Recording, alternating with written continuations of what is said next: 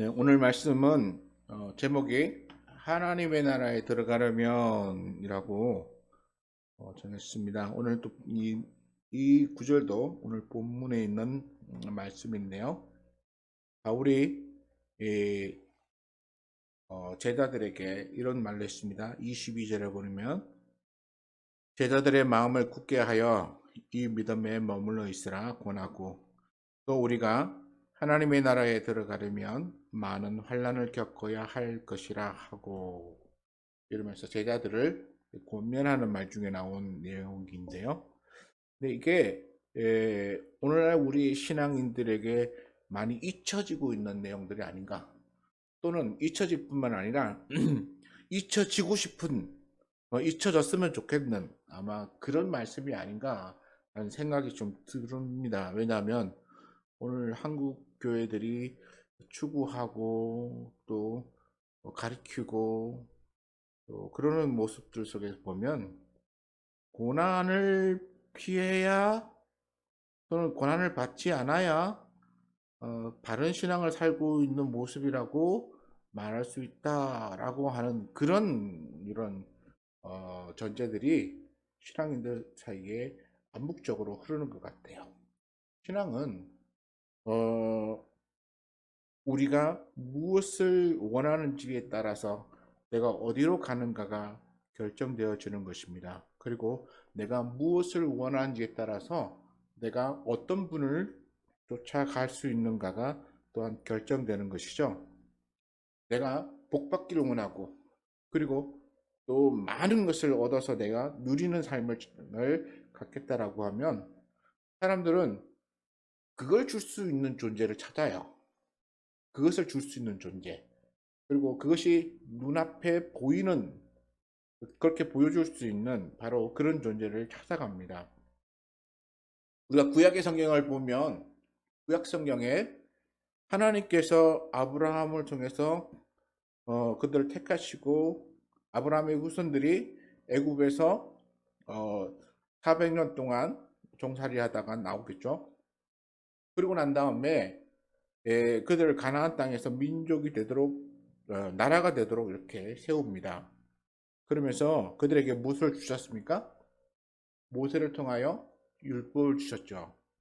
그리고 율법을 주실 때 하나님이 그들에게 뭐라고 말씀하셨냐면, 내가 너희로 들어가서 민족을 이루고 또 나라를 세우고 텐데 너희가 들어가는 그곳에서 나를 섬겨라 라고 말씀하셨어요. 하나님을 섬기라고. 그리고 하나님을 섬길 수 있는 말씀을 그들에게 주었습니다. 그러면서 하나님께서 말씀하시기를, 너희가 나를 섬기면 내가 너희와 함께 하겠고, 그리고 너희의 필요를 따라서 내가 다 채워줄 것이다, 이렇게 말씀하셨어요. 그런데 이스라엘 백성들이 가나안 땅에 들어가서 점차적으로 어떻게 바뀌었습니까? 그들이 가나안 땅에 들어가서 얼마 되지 않아서부터 조금씩 그들이 하나님으로부터 받은 말씀에서 떠나기 시작하죠. 그리고 하나님의 말씀에서 떠날 뿐만 아니라 그들은 자꾸만 하나님께서 멀어지면서 어디와 가까워지냐면 그 가나안 땅에 있던 그 민족들이 섬기던 우상에게서 가까워지죠. 하나님께서 가나안을 정복시킬 때 하신 말씀이 뭐였냐면, 너희가 가나안 땅에 들어가면 그 안에 있는 7족속이 있는데 그들을 멸하고 너희가 그 땅을 차지하라 그랬어요. 근데 실제로 우리가 사사기를 들여다보면 그들이 가나안 땅에 있는 7족속을 완전히 멸하고 난 다음에 그것을 차지합니까? 그렇지 않아요. 그들을 뭐 공격해서 성을 함락시키고 이렇게 해서 차지하는데, 이스라엘 백성들이 들어가서 차지한 대부분의 영토는 어디냐면 산악 지역이었어요. 산 위쪽 지역이었어요. 그 산 아래 지역과 산 위쪽 지역이 나눠지는 이유는 뭐냐면, 산은 조금 험준하죠. 그리고 또 산 위는 뭐가 있냐면 이 적으로부터 이렇게 좀 보호할 수 있는 안전한 지대이기도 해요. 그렇기 때문에 가나안 땅에 들어간 이스라엘 백성들은 평지에 살지 않고 산 위에 가서 이렇게 망아를 운집하고 살게 된 이유가 뭐냐면, 이 가나안 땅에 있는 사람들을 완전히 멸하지 못했기 때문에 그들로부터 또한 계속 공격을 받았어요.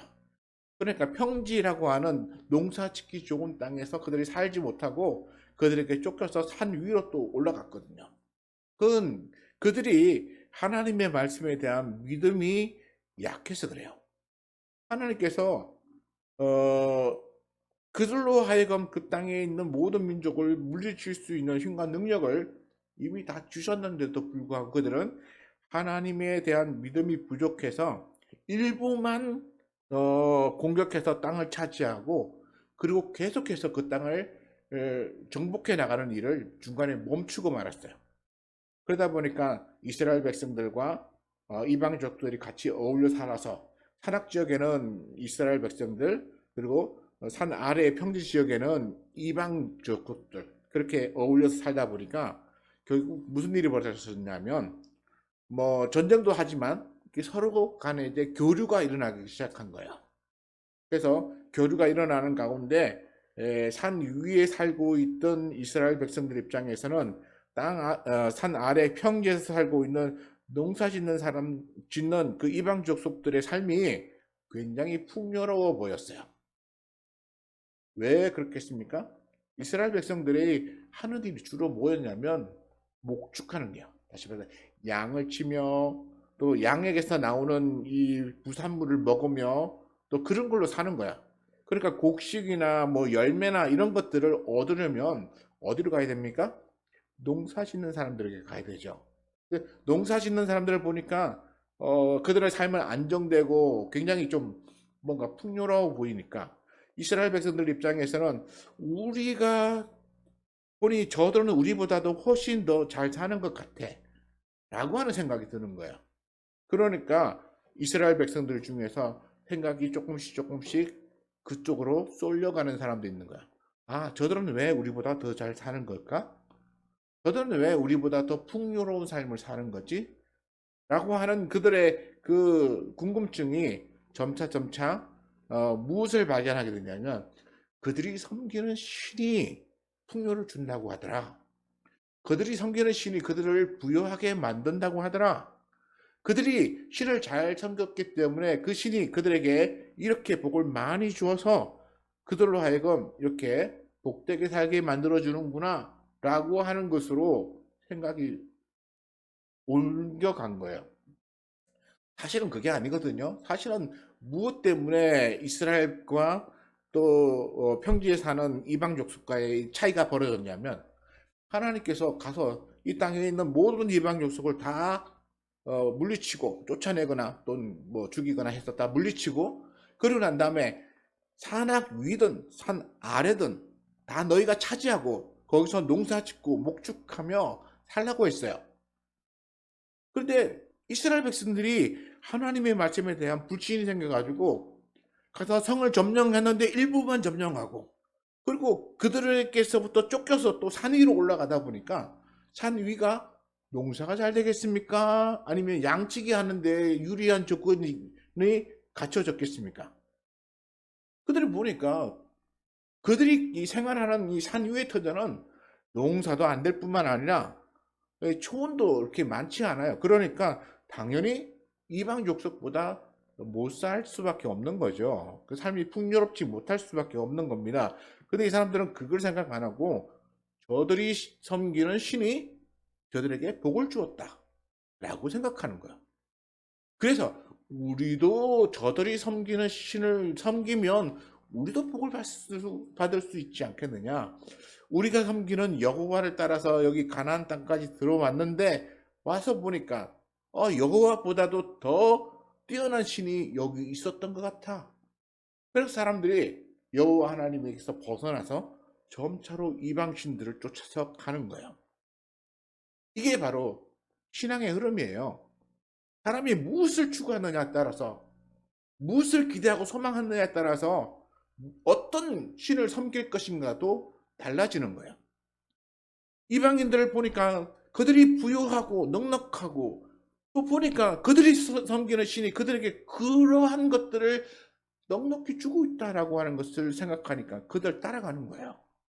그동안 자신들을 지키고 그들에게 복을 주었던 여호와 하나님을 떠나서 과감히 그렇게 옮겨가는 거예요. 오늘날 우리도 마찬가지입니다. 우리가 무엇을 추구하느냐에 따라서 우리의 생각이 달라지는 거예요. 어디를 바라보느냐에 따라서 내가 어느 방향으로 가는지 그 목적지가 달라지는 거죠. 사람은 늘 언제나 자기가 제대로 보고 있다고 생각해요. 자기가 정면을 보고 있다고 생각해요. 근데 과연 자기가 바라보고 있는 것이 정면인지 아니면 약간 삐뚤어져 있는지 아니면 이렇게 완전히 45도 각도로 돼 있는지 어쩌면 완전히 반대로 돌아서 있는지 그것에 대해 점검해 봐야 돼요. 나는 내 관점에서 볼 때는 내가 정면을 바라보고 있다고 생각하죠. 내 관점에서는 어쩌든지 나는 내 앞에 있는 것을 바라보고 있다고 생각해요. 근데 그게 왜 그렇게 되냐면 그 기준이 자기이기 때문에요. 그 기준이 자기고 자기 생각이기 때문에 그래요. 자기고 자기 생각이니까 내가 볼 때 내 생각에 나는 제대로 보고 있는데 뭐가 문제야? 그런데 우리의 기준이 내가 아니라 다른 나보다도 더 뛰어난 존재, 절대적인 존재가 기준이 된다면 우리는 그 분의 기준에 맞춰서 내 방향을 다시 정해야 되는 거죠. 그렇잖아요. 내가 이렇게 앞을 이렇게 보고 있는데 저 앞에 내가 섬기는 하나님이 계신다. 그러면 내가 그 하나님을 똑바로 보고 있느냐라고 하는 것을 내가 보면서 살펴야 되는 것이죠. 내가 살짝 옆으로 돌아서 있으면서도 내가 하나님을 똑바로 보고 있다고 생각하면 그 잘못된 거잖아요. 그래서 언제든지 내 하나님이 나의 기준이 되어서 그분을 바라보면서 내가 바르게 서 있는가, 내가 기준점을 제대로 정하고 있는가, 이걸 점검해야만, 그래야만 우리는 우리의 신앙이 잘못되지 않고 올바로 갈 수 있는 거예요. 근데 가나안 땅에 들어갔던 이스라엘 백성들은 여호와 하나님을 기준점으로 삼기보다는 그들이 무엇을 기준점으로 삼았냐면 자신의 삶을 기준점으로 삼은 거예요. 내가 얼마나 잘 살 수 있느냐. 내가 보니까 옆으로 이렇게 보니까 저 가나안에 있는 다른 족속들은 비록 우리가 저들을 물리치고 여기 일부 땅을 차지했는데 보니까 저들이 우리보다 훨씬 더 잘 사네. 이렇게 보니까 그렇게 보이는 거예요. 벌써 기준점이 이렇게 삐뚤어진 거죠. 하나님을 바라본 게 아니고 그 사람들을 바라본 거예요. 그러고 난 다음에 보니까 그 사람들의 섬기는 신이 보이는 거예요. 그러니까 저 사람들이 섬기는 신이 저 사람들에게 불을 주니까 저 신이 우리 여호와보다도 더 유익한 신인가 보다. 기준점이 달라지는 거예요. 근데 그걸 자기 기준점으로만 보면 어떻습니까? 내가 이쪽으로 가야 내가 복을 받겠구나. 그래, 가자. 이렇게 되는 거예요. 우리의 기준점을 항상 어디에 두느냐에 따라서 달라지는 거예요. 이걸 잘못 정하면 우리는 항상 엉뚱한 길로 가면서도 우리가 엉뚱한 길로 가고 있다라고 하는 것을 깨닫지도 못한 채 결국에는 망하는 길로 가는 것입니다. 제가 왜 이 얘기를 하냐면 19절에 보면 유대인들이 안디옥과 이고니온에서부터 와서 무리를 충동합니다. 그리고 그들이 돌로 바울을 쳐서 죽은 줄 알고 시외로 끌어내서 버려요.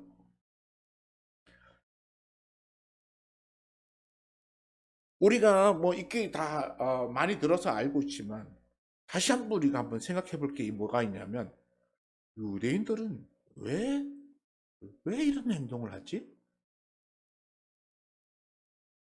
유대인들이 왜 이렇게 행동하며 오히려 진리의 복음을 가지고 전하고 많은 사람들을 하나님 나라로 인도하고 있는 이 바울과 같은 사람들, 또 주의 제자라고 말하는 이런 사람들을 핍박하고 심지어 이렇게 돌로 쳐서 뭐 죽을 상황까지도 빠뜨리는 이런 일들을 왜 유대인들이 하지? 어떤 면에서는 유대인이 아니라 이 안디옥과 이고니온에 사는 이방인들이 해야 할 일들을 누가 하고 있습니까? 유대인이 하고 있는 거예요. 이거 한번 생각해 보셨습니까?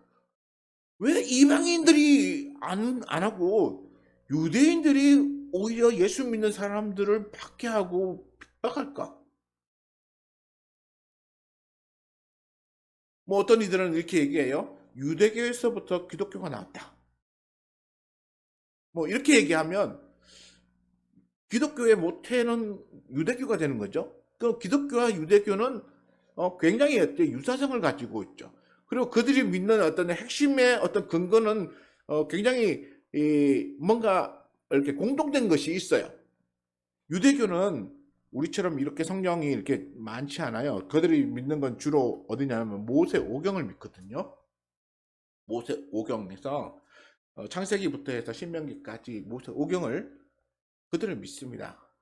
그리고 그 밖에 다른 것들은 뭐 외경이나 뭐 위경이나 이렇게 해서 그냥 참고하거든요. 근데 우리도 모세 오경을 이 성경 안에 여호와 하나님께서 이스라엘 백성들에게 주신 하나님의 말씀으로 믿고 그 안에서 하나님과 또 진리를 우리가 찾아내잖아요. 그럼 유대인들이나 우리나 또는 뭐 그 당시 초대교회 사람들이나 굉장히 이 공통적인 것을 가지고 있으면 어떤 면에서 서로 이렇게 하나로 합칠 수도 있고 또 가까이 지낼 수도 있고 그런데 오히려 유대인들이 예수 믿는 사람들을 더 핍박하는 거예요. 왜 그럴까요?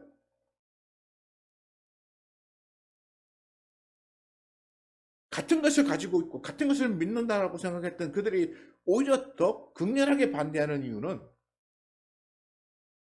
같은 것을 가지고 있지만 바라보는 관점이 서로 다르기 때문이라서 그들이 바라보는 관점이 달라요. 유대인들이 바라보는 관점이 달라요. 이 유대인들이 오직 진리의 하나님의 말씀을 가지고 그 말씀에 무엇을 이야기하는지를 제대로 들여다봤다면 무엇을 발견해야 합니까? 그 안에서 예수 그리스도를 발견해야 되죠. 그래서 하나님이 보내겠다는 선지자를 그들이 기다린다고 했고 또 기다려 왔는데 정작 왔더니 오히려 십자가에 못 박아 죽여버리고 그리고 그 보낸 사람의 제자들이 그분에 대하여 증언하니까 오히려 그들을 핍박하는 모습들로 이렇게 나타나고 있어요. 그러면 그들이 같은 것을 믿고 있다고 생각할 수 있나요?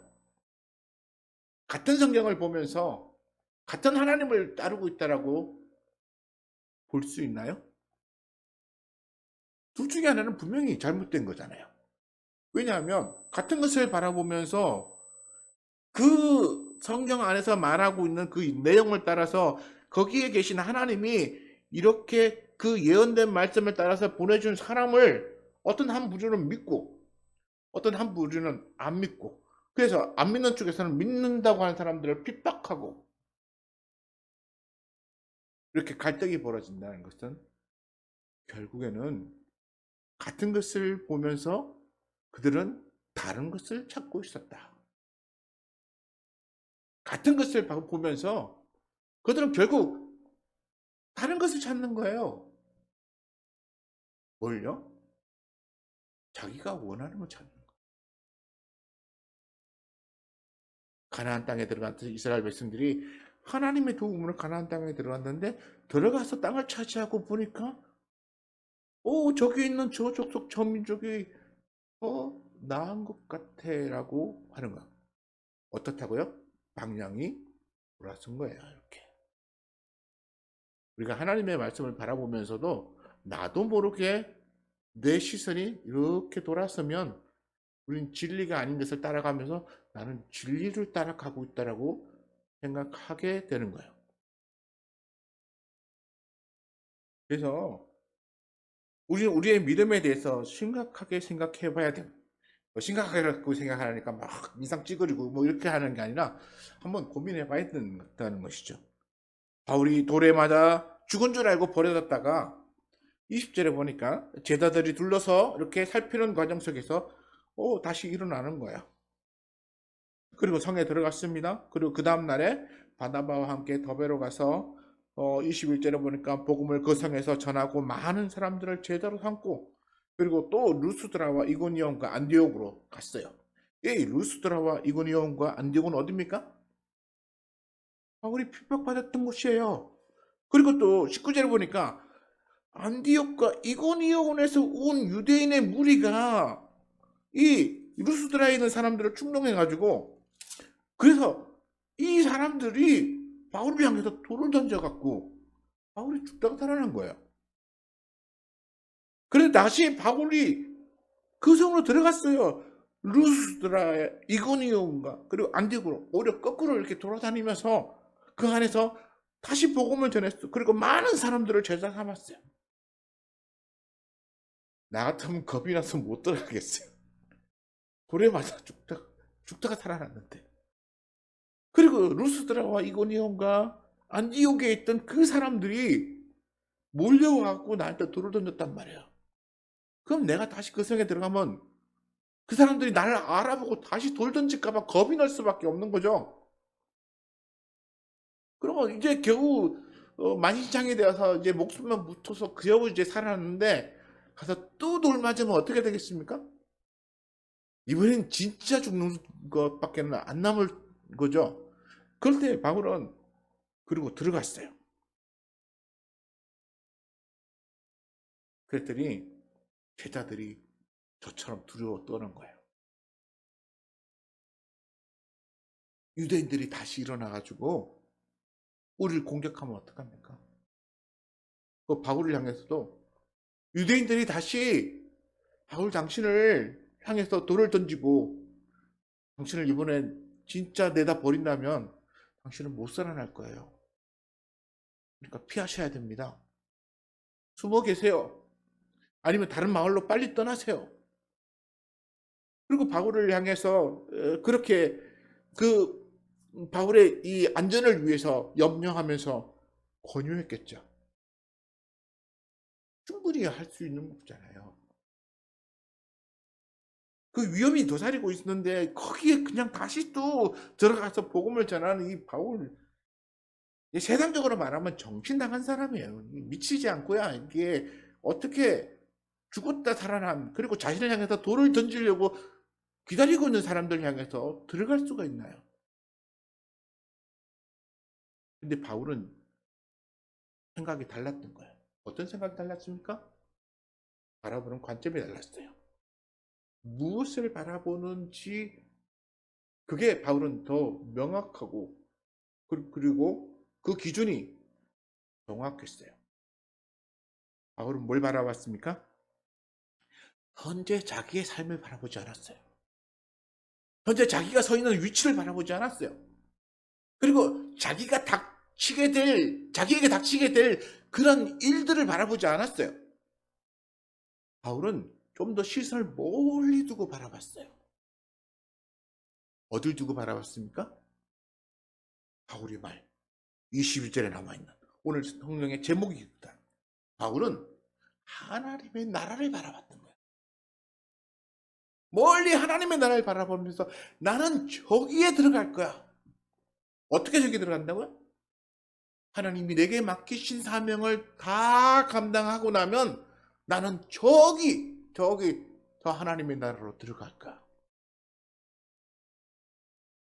바울이 바라보는 관점은 거기였어요. 내가 믿는 내 하나님이 계신 저기 저 나라, 나는 저기 나라 갈 거야. 그러니까 내가 지금은 내게 맡기신 하나님의 일을 감당하고 이 사명이 끝나고 나면 나는 저기 들어갈 거야. 그러기 위해서 나는 지금 이 자리에서 내게 맡겨진 이 일을 하지 않고 피하고 숨어 있거나 또는 피해서 돌아가거나 아니면 외면할 딴 길로 가서는 내가 저 나라에 들어갈 수 없기 때문에 나는 저기 저 나라에 들어가기 위해서는 지금 내가 하고 있는 이 일을 감당하면서 가야 돼. 그리고 그 가는 길이 비록 험난하고 환난과 나의 목숨을 위협하는 일들이 도사리고 있다고 할지라도 나는 가야 돼. 바울의 생각은 그거였어요. 자기가 어디로 가야 될지를 명확히 보고 있었기 때문에 그 방향을 향해서 가는 거야. 많은 사람들이 염려하며 여기에 계시면 위험합니다. 이 길로 가시면 위험합니다. 그래서 피하고 돌아가세요. 그런데 바울은 피할 생각이 없었어요. 제가 지도를 보여드릴게요.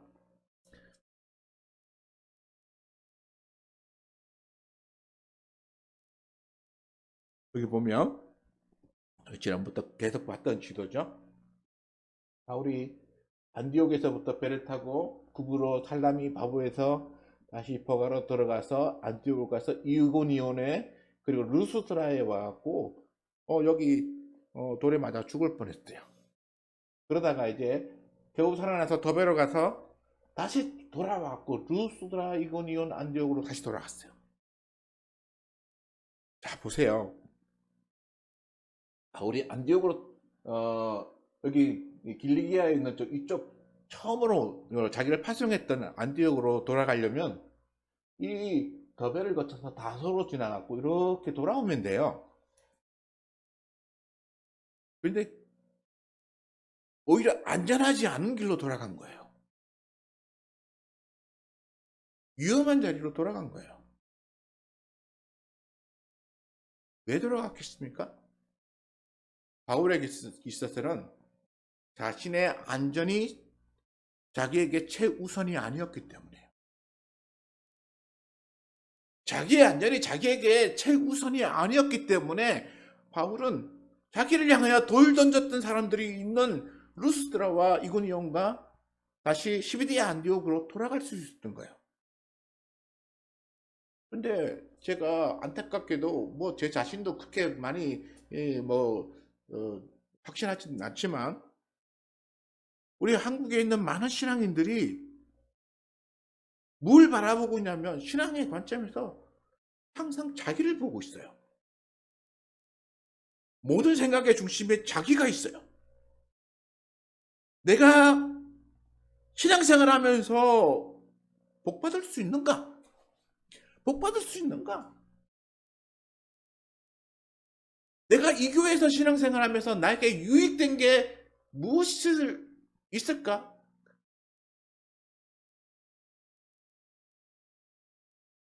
대부분의 사람들이 있잖아요. 교회를 선택할 때 그걸 기준으로 선택해요. 내가 이 교회에서 신앙생활 하면서 나에게 뭐가 좋은 게 있을까? 그 교회를 그렇게 선택하는 이유도 뭔지 아십니까? 그 시선이 있잖아요. 하나님께 있지 않고 자기에게 있기 때문에 그래요. 하나님께 있으면 교회를 선택할 때 어떻게 선택하게 되겠습니까? 하나님이 내게 하나님의 일을 감당하기 위해서 섬기라고 하신, 도와주라고 한, 나의 이 작은 것이지만 도우라고 한 곳은 어디일까?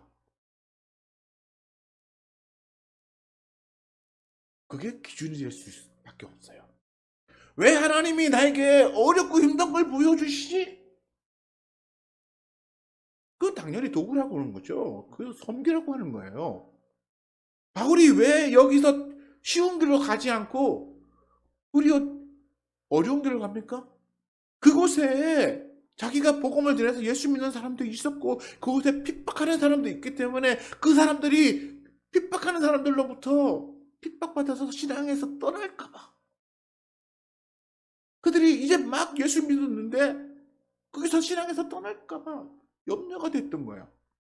그래서 바울은 다시 돌아가는 거야. 그 사람들이 혹 내가 겪은 일로 소문을 듣고 신앙에서 떠나면 어떡하지? 또는 나를 핍박했던 사람들이 그들을 핍박해가지고 그들이 신앙에서부터 떠나면 어떡하지?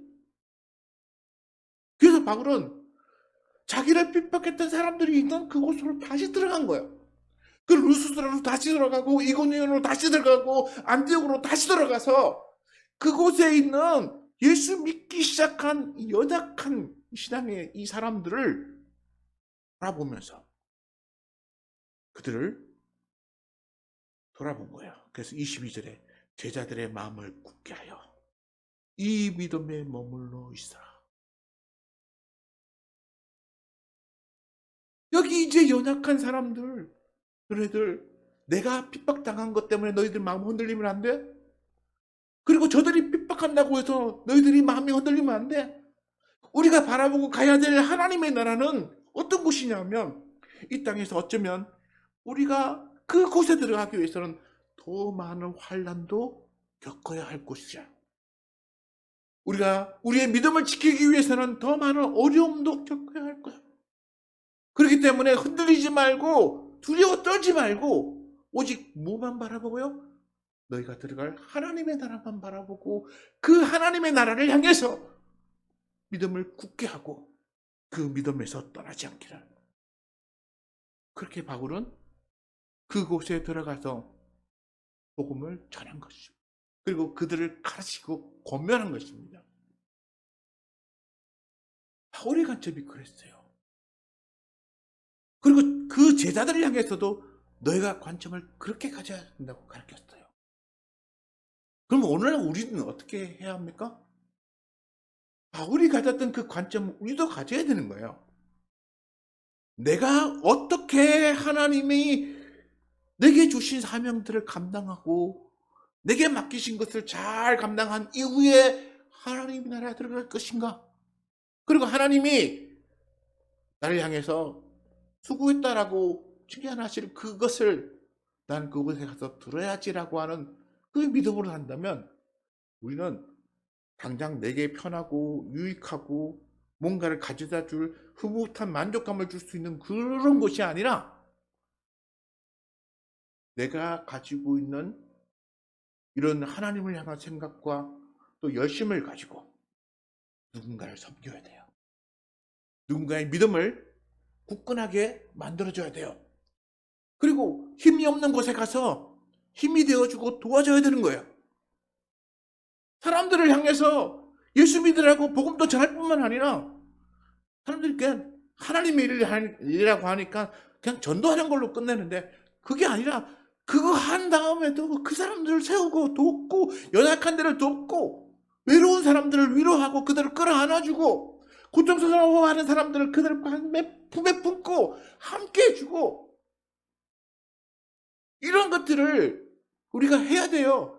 그리고 그런 거 하다가 내가 힘들고 그런 거 하다가 내가 어렵고 그런 거 하다가 사람들을 또 미움받는다 할지라도 우리는 해야 되는 거예요.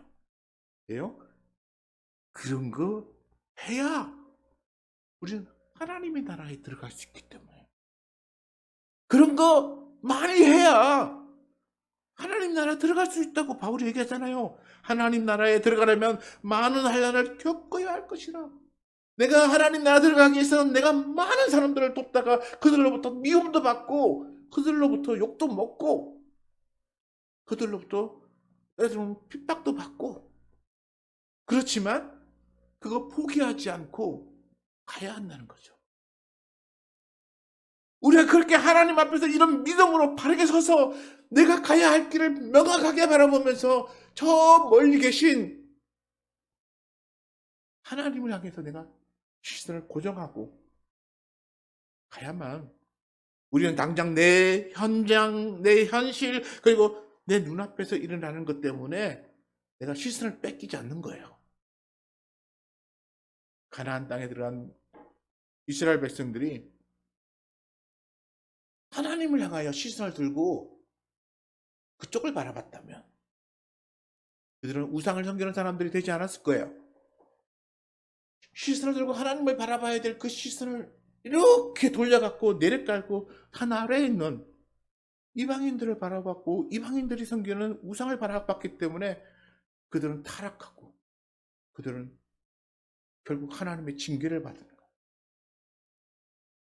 또 이스라엘 왕국이 세워진 다음에도 하나님을 계속 바라보고 있었으면 문제가 안 되는데 그들이 점차 이방 나라들을 바라보기 시작한 거예요. 그리고 그들이 섬기던 신을 바라보기 시작한 거예요. 그리고 결국에는 이스라엘이 어떻게 됐습니까? 아수르에 망하고 바벨론의 포로가 되어져서 완전히 나라가 없어져 버린 거예요. 그들은 당장 그게 자신들에게 유익한 줄 알았어요. 어쩌면 당장은 유익했을 수도 있겠죠? 근데 더 길게 바라봤을 때 그들은 하나님의 진노를 받아서 망할 수밖에 없었죠. 오늘날 우리가 당장 나 자신의 유익과 내 현실 속에 일어날 이 만족을 위해서 우리가 신앙생활을 하다 보면 그게 내게 잠깐의 유익이 될 수 있겠죠? 있을 거라고 생각해요. 근데 좀 더 멀리 바라봤을 때 과연 바울처럼 하나님 나라에 들어갈 수 있을까? 우리 장담할 수 없습니다. 왜냐하면 내 유익을 바라보고 당장 일어날 수 있는 내게 만족을 줄 수 있는 걸 찾아서 움직이다 보면 하나님이 원하는 걸 안 하게 돼요.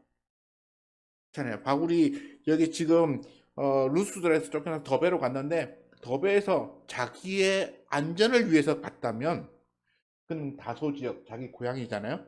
다소 지역을 돌아서 거기서 조금 몸 치료하고 휴식을 취한 다음에 안디옥으로 돌아갔을 거예요.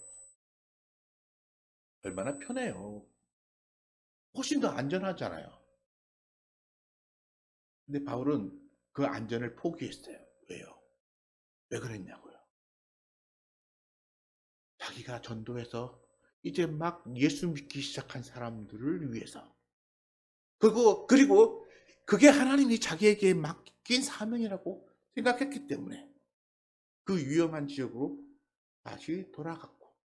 그리고 그 사람들에게도 너희들도 하나님 나라에 들어가려고 하면 많은 어려움을 겪을 수도 있어. 그렇지만 내가 이 믿음에서 떠나서는 안 돼. 이 어려움은 잠깐이지만 하나님의 나라는 우리가 말로 표현할 수 없을 만큼 영광스러운 곳이야.